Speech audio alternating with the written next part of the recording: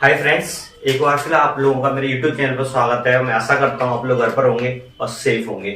आज जैसा कि मैंने आप लोगों को पहले ही 12th क्लास का जो चैप्टर चल रहा था हमारा लॉस्ट स्प्रिंग, उसको मैंने बताया था आपके इसमें दो स्टोरी थी और दोनों स्टोरी की जो समरी है मैंने आप लोगों को पहले YouTube चैनल पर मैंने अपलोड कर दी है। अगर आप लोगों ने उसको नहीं देखा तो प्लीज आप लोग डिस्क्रिप्शन में आप लोग देख सकते हैं या फिर आई बटन से आप उसको देख सकते हैं। आज हम लोग स्टार्ट कर देते हैं। जो हमारा लॉस्ट स्प्रिंग है उसकी पहली स्टोरी थी, उसकी हम लोग पैराग्राफ के हिसाब से क्या देखेंगे, हिंदी देखेंगे। ठीक है, तो आप लोगों को समझ में भी आ जाएगा। और आप पहले मैं तो आपको कंसल्ट करूंगा कि आप लोग पहले उस वीडियो को देखें जो आप लोगों को मैं समरी आपको अपलोड की है, कि आप लोग अगर समरी को ढंग से देख लोगे तो आपको चैप्टर भी क्या आ जाएगा, समझ में आ जाएगा।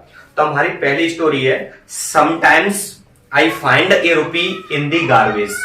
लॉस्ट स्प्रिंग जो यूपी बोर्ड में सेकंड चैप्टर का जो चैप्टर है ना लॉस्ट स्प्रिंग, उसकी पहली स्टोरी कौन सी है, sometimes I find A rupee in the garbage. एक चैप्टर के अंदर पहली स्टोरी है। इसका अर्थ क्या है कि कभी कभार गार्बेज के अंदर क्या होता है, कूड़ा के अंदर कभी कभार मेरे को 1 रुपए भी मिल जाता है। एक क्या है, इस स्टोरी का टाइटल है कि sometimes I find A rupee in the garbage. कभी कभार कूड़े करकट में मेरे को क्या 1 रुपए भी मिल जाता है। तो आगे ध्यान दें, why do you do this, why do you do this, तुम ऐसा क्यों करते हो। I ask Saheb whom I encounter every morning scrounging for gold in the garbage dumps of my neighborhood. I ask साहेब, मैं साहेब से पूछती हूँ तुम ऐसा क्यों करते हो। whom माने जो, I encounter every morning scrounging माने क्या होता है, ढूंढना, gold in the garbage dumps of my neighborhood, जो कि मेरे पड़ोस में जो कूड़ा करकट का ढेर होता है उसमें पैसों को खोजता हुआ या पैसों को ढूंढता हुआ अक्सर दिखाई देता है। तो इस चैप्टर की इस चैप्टर की हमारी जो लेखिका है वो कहती हैं कि मैं साहेब से पूछती हूँ कि आप यहाँ क्या करते हो, क्योंकि मैं साहेब को अपने पड़ोस में डेली कूड़ा करकट के ढेर में कुछ ना कुछ सर्च करते हुए देखती हूँ। Saheb left his home long ago, Saheb ने बहुत समय पहले अपने घर को छोड़ दिया था।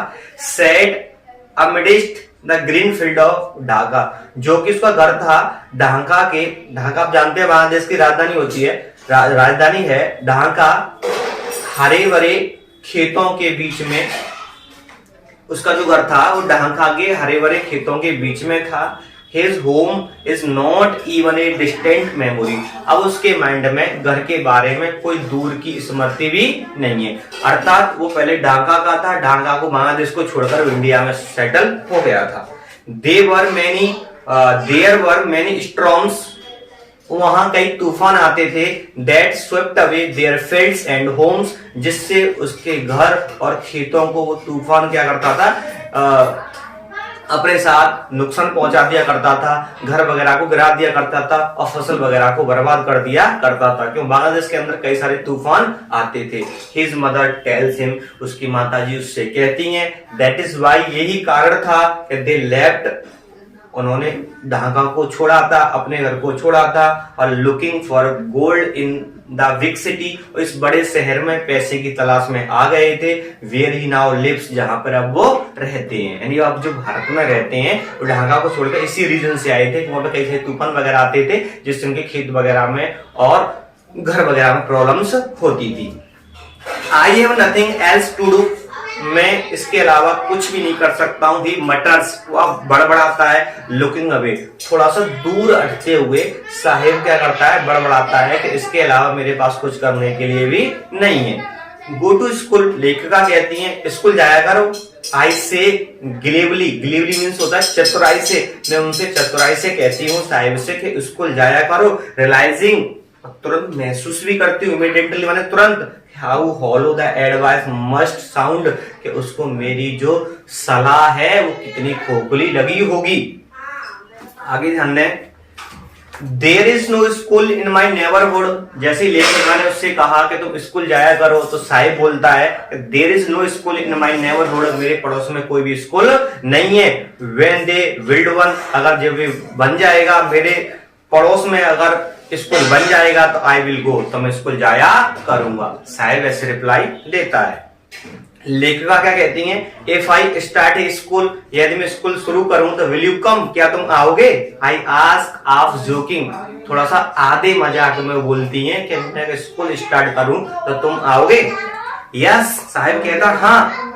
ही सेज, वह कहता है, स्माइलिंग ब्रॉडली, थोड़ा सा मुस्कुराते हुए, ज्यादा मुस्कुराते हुए कहता है मैं अवश्य आऊंगा।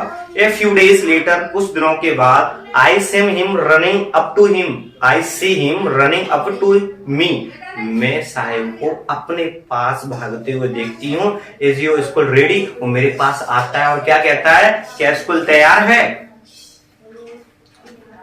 It takes longer to build a school, school बनने में बहुत समय लगता है। आई से, मैं कहती हूँ, इम्ब्रेस्टेड माने होता है शर्मिंदा, at a having made a promise, मैंने जो वायदा किया था उस पर शर्मिंदा होकर मैं कहती हूँ कि स्कूल बनने में बहुत समय लगता है। दैट वाज नॉट मीन्ड, मैंने तो ऐसे ही वादा कर दिया था, मैंने ऐसा वादा किया था कि जिसका कोई अर्थ नहीं था। अर्थ तो साहिब से ऐसे नहीं कहते, लेकिन अपने माइंड में ऐसा वो सोचती हैं।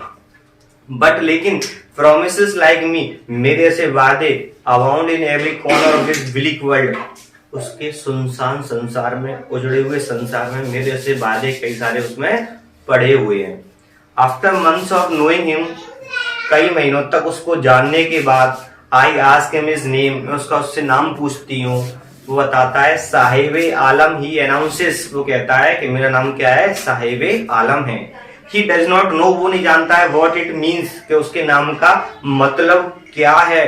If he knew its meaning, Lord of Universe, अगर वो जान जाए कि उसके नाम का मतलब Lord of Universe होता है, संसार का भगवान होता है, तो he would have a hard time believing it, तो उसको क्या हो जाएगा, विश्वास करने में बहुत समय लगेगा। Unaware of what is name represent, अपने नाम से अनभिज्ञ होकर ही रोम्स, रोम्स माने घूमना, द स्ट्रीट्स, हुआ गलियों में घूमता है, विद हिज फ्रेंड्स, अपने दोस्तों के साथ, an army of barefoot boys who appear like the morning birds, उसके नंगे पैर वाले लोगों के एक समूह होता है, who appear like a morning birds, जो कि सुबह की जो चिड़िया होती हैं, पक्षी होते हैं, उनकी तरह घूमता हुआ दिखाई देता है। एंड डिसअपीयर एट नून, और दोपहर में गायब हो जाता है। ओवर द मंथ्स, कई महीनों जानने के बाद, I have come to recognise each of them, लेखिका कहती हैं कि कई महीना जब मेरे को हो जाते हैं तो मैं उन लड़कों में से प्रत्येक लड़के को जानने लग जाती हूँ। Why aren't you wearing a chappals, जो चप्पल्स क्यों नहीं पहनते? आई आस्क वन, लेखिका कहती हैं उन लड़कों में से एक लड़के को देखकर, क्या तुम चप्पल क्यों नहीं पहनते हो? My mother did not bring them down from the self, self बोलते एक तरह का जो ताड़ होता है घर में जो ताड़ वगैरह होता है ना, तो बोलती है कि मेरी माता जी ने ताड़ से चप्पलों को उतारा नहीं है, इसलिए मैं चप्पल नहीं पहनता हूँ। ही आंसर्स सिंपली, वो आसानी से उत्तर देता है। आगे देखो, अगर आप लोगों को ये वीडियो पसंद आ रही हो तो प्लीज आप लोगों से रिक्वेस्ट है कि चैनल को सब्सक्राइब करें और ज्यादा से ज्यादा आप लोग शेयर करें, जिससे आप लोगों की वजह से थोड़ा सा हमारा मोटिवेशन बढ़े और आप लोगों के बहुत अच्छे कंटेंट आए। आगे देखिए, इवन इफ सी डिड, अगर वो करती हैं, अर्थात उसकी मैं ऐसा करती हैं, तो he will throw them off, adds another who is wearing shoes that to not match. एक लड़का आगे क्या कहता है, अगर उसकी माता जी ऐसा करती हैं और ताड़ से चप्पलों को उतार देती हैं तो उनको फेंक देगा। अर्थात किस लड़की ने बोला? उस लड़के ने बोला जो बेमेल जूता पहने हुआ था, ऐसे जूता पहने हुआ था दोनों मेल नहीं खा रहे थे। दोबारा सुनो, even if she did he will throw them off, अगर वो ऐसा करती हैं तो उनको फेंक देगा। एड्स अनदर, एक लड़का आगे कहता है, हु इज वेयरिंग, जो पहना हुआ था, शूज, जूतों को, दैट डू नॉट मैच, जो कि बेमेल जूते थे, एक दूसरे से मेल नहीं खा रहे थे।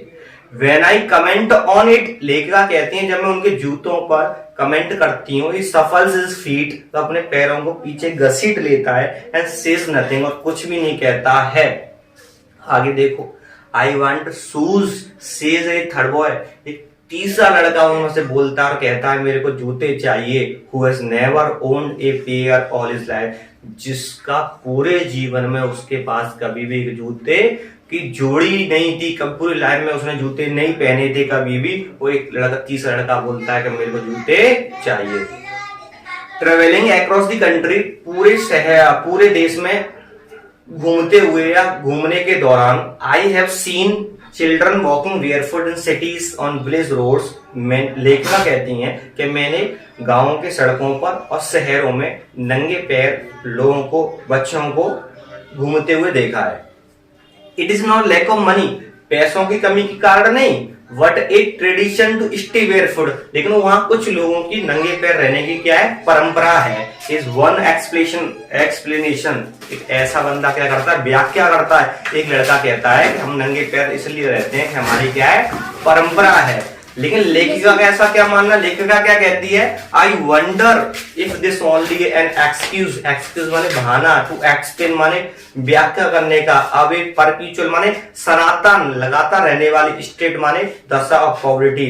लेखिका का ऐसा मानना है कि जो लगातार रहने वाली जो गरीबी है, गरीबी को दूर करने का एक बच्चों के द्वारा दिया हुआ क्या है, एक बहाना है सिर्फ कि हमारे पास वो लेखा बोलती है कि आप लोग चप्पल क्यों नहीं पहनते हो, तो एक लड़का उनसे बोलता है कि हमारी क्या है, नंगे पैर रहने की परंपरा है। लेखिका ऐसा मानती है, लेखिका कहती है कोई परंपरा नहीं है, ये बच्चे क्या कर रहे हैं, कुछ बच्चे एक्सक्यूज दे रहे हैं, बहाना दे रहे हैं, क्योंकि उनकी जो गरीबी है वो लंबे समय तक रहती है। उस बीमारी को दूर करने के लिए, जो गरीबी की बीमारी उसको दूर करने के लिए बस वो कहते हैं जस्ट लाइक एक बहाना, एक्सक्यूज वो दे रहे हैं। तो आज हम लोग इस वीडियो में इतना ही देखेंगे, आगे इस जो पैराग्राफ्स हैं वो आगे आएंगे। अगर आप लोगों को वीडियो अच्छी लगे तो प्लीज लाइक करें, सब्सक्राइब करें और बेल आइकन बटन को प्रेस करें, जिससे आने वाला नोटिफिकेशन आप तक सबसे पहले पहुंचे। Thanks for watching.